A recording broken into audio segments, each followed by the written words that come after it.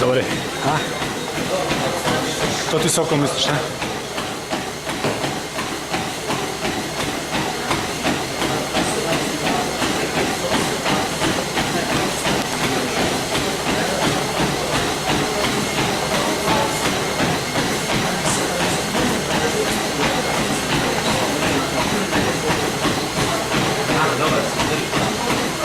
Ajmo.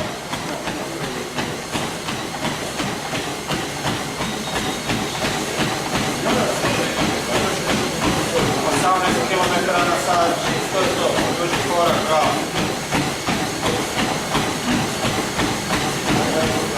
Koliko su futbaleri? 20 minuta? Da, bolje idu preko 20, to mogu ići preko 20. Tako si? Dobro, idemo još pola minute.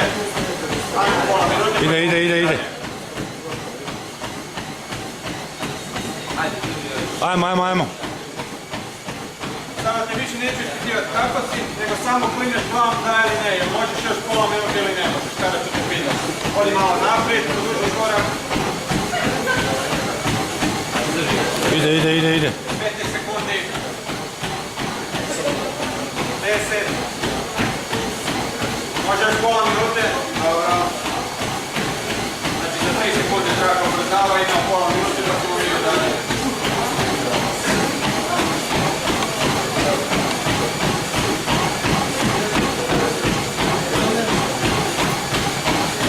Kak ti se čini? Ajmo još. Kak ti se čini? Kak ti se čini? Dobro. 10. Ne usporava, samo ne usporava. Neka traka počne usporavati. Znači prekidamo. Dobro, ne usporava. Naprijed, drugi korak. Slušaj traku kako usporava, ne usporava, držaj trake. To je to, znači 3 minute na 5 km na sat, hodanje, oporavku. Da vidimo kako organizam reagira.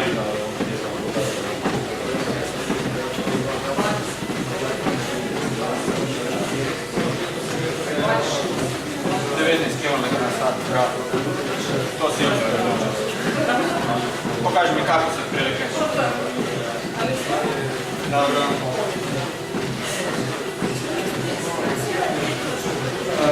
Sve jasno da ću.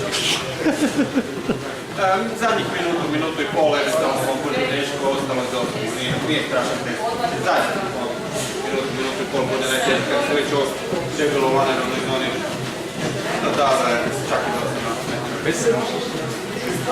Kako si otprilike? 15 do 11.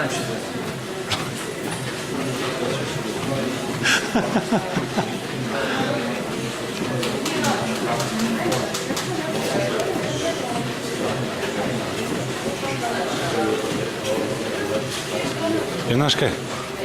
Da mi je samo Sokola još snimiti, znaš? Samo da mi je Sokola, pa da onda moramo poslije rezultate usporediti. Znaš, samo da oči da moramo usporediti. Pričamo ovak ribički štap i sandvič da vezeš. Zadnjih pola minuta. Njemo da tebi trebalo, tipiček kolač. Trebalo 40 minuta.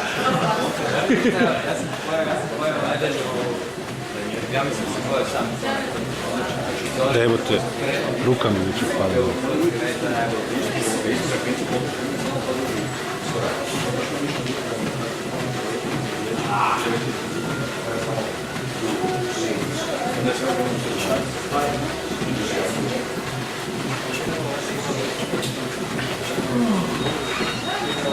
Tamo crveni gum. Princip na meni.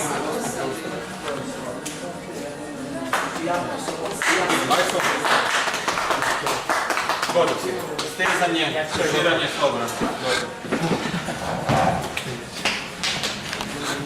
Ja mislim da si mogao još pola.